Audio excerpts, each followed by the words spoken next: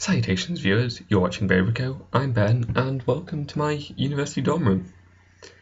That's also the reason why my voice may sound a bit weird, because it's currently my freshers week, or welcome week you may know it as, and so I've had a bit to drink over the last few days and I've done a lot of yelling and shouting for my college, so a bit croaky.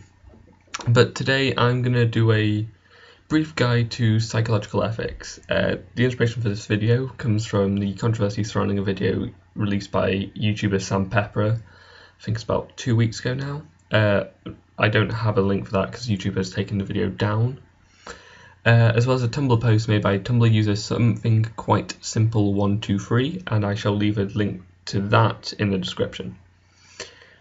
So for those of you who aren't familiar with it, Sam Pepper is a moderately successful YouTuber. He has around 2 million subscribers, and he released a video entitled something prank something.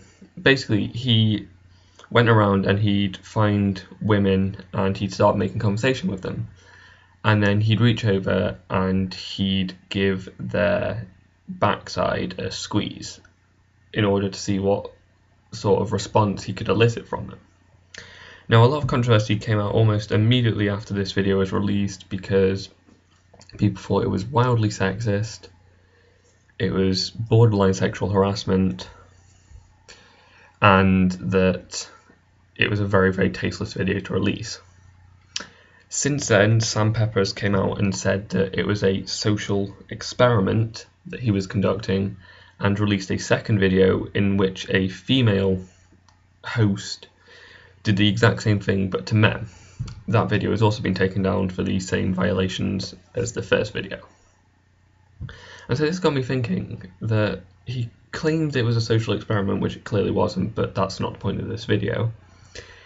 It occurred to me that I don't think people understand the sort of ethics there are to psychological research, because a social experiment is usually a sociology experiment or a social psychology experiment.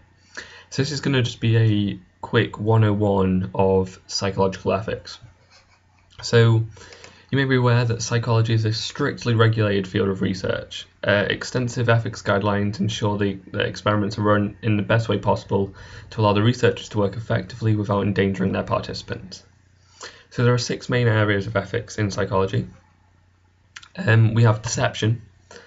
This means that a researcher must strive to make sure that participants are not deceived or misled in any way about the experiment. This one's probably the one that's breached the most, because if you were open and honest with your participants, you'd invalidate your results because they know what they were expecting. So some deception is very common in a lot of psychological research, just so that the experimenter can actually run their study. Secondly, we have consent. All participants must give informed consent, usually by signing a contract, to participate in an experiment prior to the onset of said experiment. Again, it can be slightly manipulated consent because it goes hand in hand with deception, because they can give consent for the experiment they think they're attending, which is the actual deceit, because that's the fake experiment which the experimenter is using to find out what he really wants to find out. If you're confused by that, go look up on the internet about how most psychological studies are run, or I could do a video about how psychological studies are run in the future. The next two are kind of similar. We've got brief, so all participants must receive a formal briefing from the research team prior to the onset of the experiment. So it kind of goes in with consent. They have to know what they're getting into. Again, with deception and consent, they'll usually be briefed on not the true nature of the study, but the study they think they're participating in. Debrief is a blanket one. All participants have to receive a formal debriefing after the conclusion of their role in the experiment. So this is when the true nature of the experiment is revealed, the participants are allowed to ask questions, the experimenter gives them a little insight into what they're studying. Basically, it's to make sure that the next one, protection, isn't breached. So the research team has to ensure that participants will not suffer psychological or physiological harm during the course of the experiment. Now, it's very hard to predict what might happen, but the debrief can help with that, because if it's been quite a psychologically demanding experiment, a debrief can put people's minds at ease, because it explains that it's not real, it was all staged, and it also gives explanation, because some people may feel isolated because they're like, oh my god, I can't believe I did that, but the experiment can come out and say, like, 60% of people actually did what you did. So it allows to put people at ease, and it also helps abide with protection. But yes, studies are not allowed to psychologically or physiologically harm a participant to get results. And finally, we have the right to withdraw.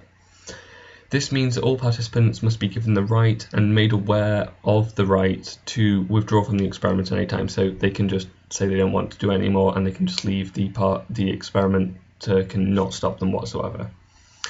It also applies to results. So any results from a participant that are gathered, the participant can ask to have their results removed.